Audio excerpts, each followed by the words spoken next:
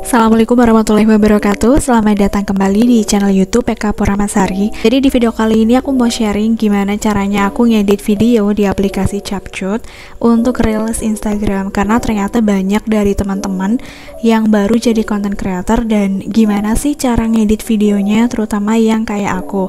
So buat kamu yang penasaran dengan videonya, stay tune terus. Jadi yang pertama kita harus punya adalah video dengan kualitas yang kurang lebih bagus dari segi pencahayaan maupun dari sudut pengambilan video, dan semua itu proses ya. Kalau misalnya kita baru nyoba terus videonya masih ala-ala, ya nggak apa-apa banget, karena aku pun juga dulu videonya ala-ala banget ya, ngedit seadanya, pencahayaan juga seadanya.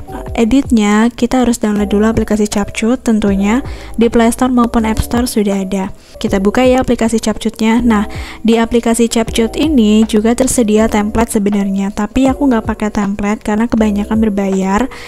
Kalau misalnya kita udah selesai edit video, maka akan tersimpan seperti ini formatnya. Ini video-video yang sudah pernah aku buat sebelumnya. Lalu kalau kita mau edit video, kita klik yang proyek baru. Nah, kita bisa pilih di sini video yang akan kita edit. Contohnya aku akan edit video yang ini, ada beberapa video yang obat-obatan ini, ada 5. Kita tinggal klik aja, lalu kita pilih tambah. Kalau di CapCut ini dia formatnya udah sesuai Reels ya, jadi ini enak banget. Lalu ini perbagian video ya, ini ada pembatasnya di sini. Sekarang aku akan coba jelaskan dulu fungsi-fungsi dari yang disediakan sama CapCutnya gitu ya. Ada edit, audio, teks, stiker, dan lainnya. Jadi kalau edit ini, kalau kita klik, sebenarnya nggak usah klik editnya aja. Kalau kita klik di bagian videonya, dia videonya akan aktif. Ketika kita mau, misalnya mau motong, mau nambah animasi, berarti videonya ini dia harus aktif. Tuh, kalau diaktifin, nanti muncul nih di sini. Apakah kita mau motong? Ini bagi untuk potong, kecepatan untuk mengatur kecepatan. Kalau 2 kali lipat atau 5 kali lipat. Biasanya kalau videonya lambat, itu dinaikkan ke 2 kali lipat. Seperti itu ya teman-teman. Terus apakah ingin menambah animasi? Apakah ingin menghapus? Nah, ini per video. Ini pakainya kayak gini ya, harus aktif terlebih dahulu.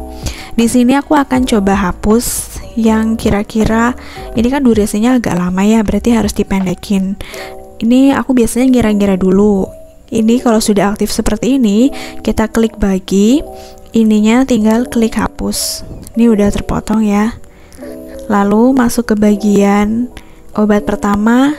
Ini juga nggak mau yang terlalu lama, karena nanti aku udah punya bayangan videonya ini akan menjelaskan ini namanya produk ini, link bio nomor sekian, kayak gitu. Jadi nggak usah yang terlalu lama, segini aja. Aktifkan, lalu kita klik bagi. Nah, kita geser lagi ya. Ini aku ternyata bikin lagi nih, dalam satu video ada 2 action lah ibaratnya ya.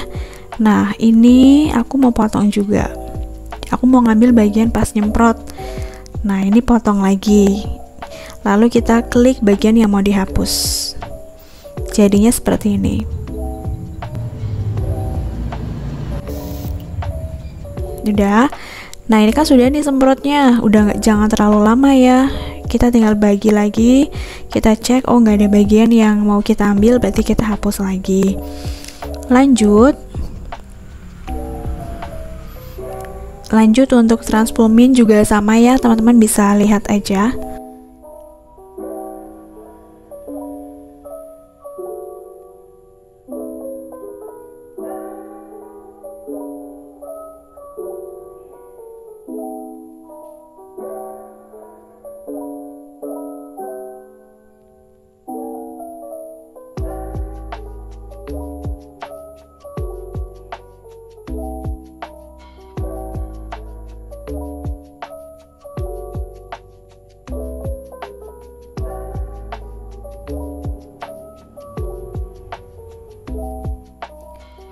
Ini kurang lebih sudah selesai aku edit untuk motong-motongnya ya. Jadi pertama kali aku ngedit itu pasti aku potong-potong dulu bagian-bagian yang kira-kira aku nggak pengen pakai. Nah, jadinya seperti ini ketika sudah di cut-cut. Sebenarnya kalau misalnya kita mau nge-shoot video, kita mau ambil video, itu kita harus udah punya bayangan dulu. Nanti ini si videonya tuh bakal kayak gimana sih? Harus sudah punya konsep dulu. Makanya kenapa kita selalu ngelarang untuk ngambil video orang lalu kita upload menjadi konten kita, itu karena memang prosesnya yang panjang ya. Kita mikirin konsepnya, dari masuknya si produknya, terus cara balikinya. Nah, itu semua tuh dipikirin gitu. Tapi itu semuanya proses. Teman-teman bisa belajar dari konten creator yang sudah ada ya. Lalu cara untuk menambahkan teksnya, kita pilih yang teks. Lalu ini ada beberapa pilihan ya, ada tambahkan teks, template teks, keterangan otomatis, ataupun stiker. Aku mau kasih tahu yang biasa aku pakai aja, yaitu aku pakai yang tambahkan teks doang, jadi nggak pakai yang template atau yang lainnya. Nah, kita tinggal tulis judulnya, contohnya punya balita wajib punya ini, kayak gitu aja. Kan orang penasaran ya, apa sih harus dipunya apa gitu ya. Ini fontnya masih bentuk yang biasa atau bawaan dari CapCut-nya. Kita bisa ganti font ini. Caranya ini kan ada beberapa seperti ada font, gaya, efek, gelembung, dan animasi ya. Aku ini bener-bener ngajarin yang emang biasa aku pakai aja ya guys ya.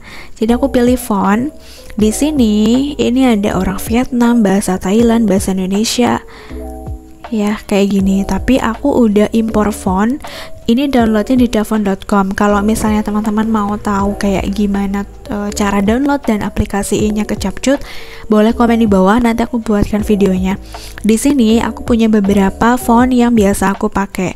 Yang paling sering aku pakai bakso sapi, simply rounded, terus bodo amat. Ini sering aku pakai. Itu aja yang sering aku pakai di video-video aku ya. Ini misalnya aku mau pakai yang bakso sapi, kita tinggal klik aja.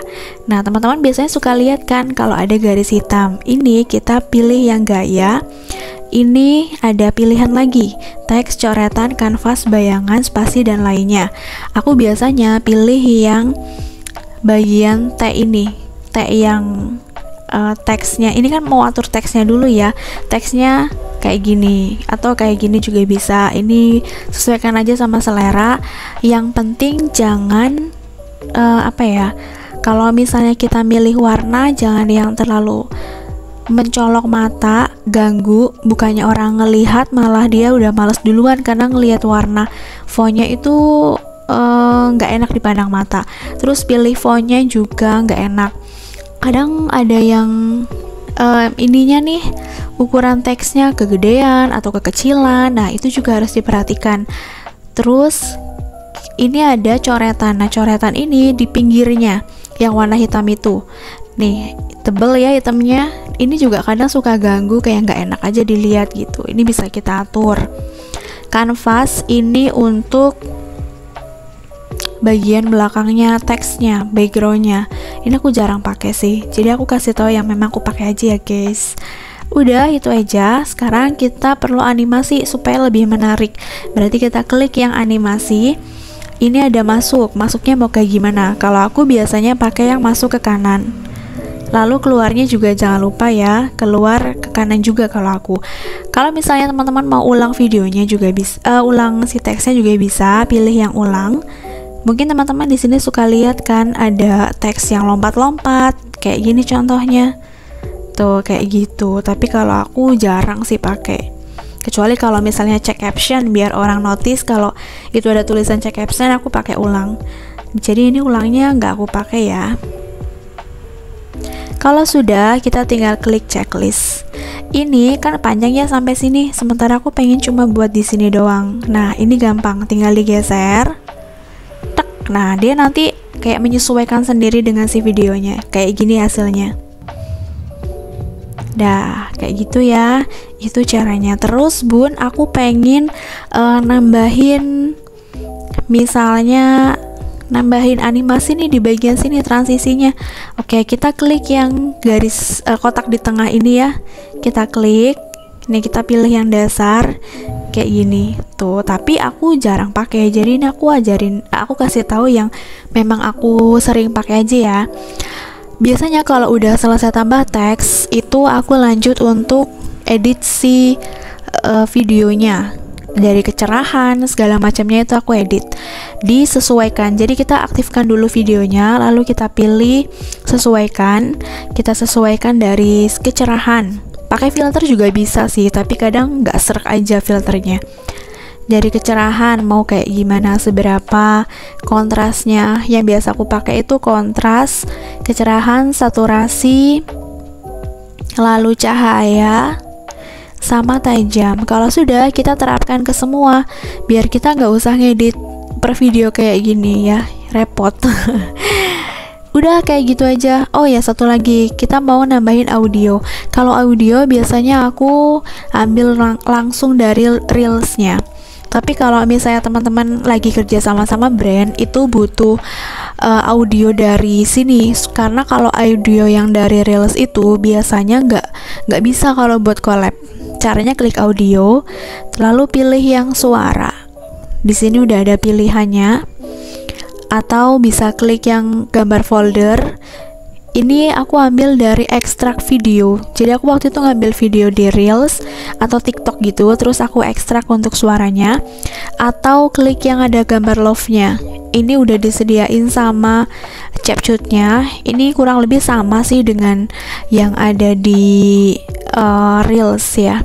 Udah itu aja. Misalnya kita mau buat sampul atau buat cover dari Reels, biasanya aku pilih yang klik sampul ini, lalu aku pilih dari bagian videonya. Ini biasanya yang aku sering jadiin judulnya di bagian depannya. Kita klik simpan, baru selanjutnya kita klik simpan ya. Ini jangan ditutup, tetap dibuka. Kurang lebih kayak gitu cara aku ngedit video di CapCut. Benar-benar simple, cuma motong, terus nambahin teks, nambahin animasi teks, nambahin kecerahan, warna, kontras, segala macam. Udah, tinggal selesai. Udah kayak gitu aja. Kalau misalnya teman-teman masih bingung, boleh komen di bawah.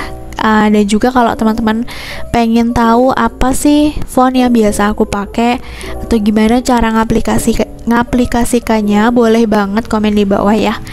Anyway, terima kasih udah nyimak videonya sampai selesai. Kalau misalnya masih bingung, boleh dipelankan kecepatannya supaya bisa dipelajari. Terima kasih udah nonton videonya sampai selesai. Jangan lupa subscribe, comment, dan like. See you next video. Wassalamualaikum warahmatullahi wabarakatuh.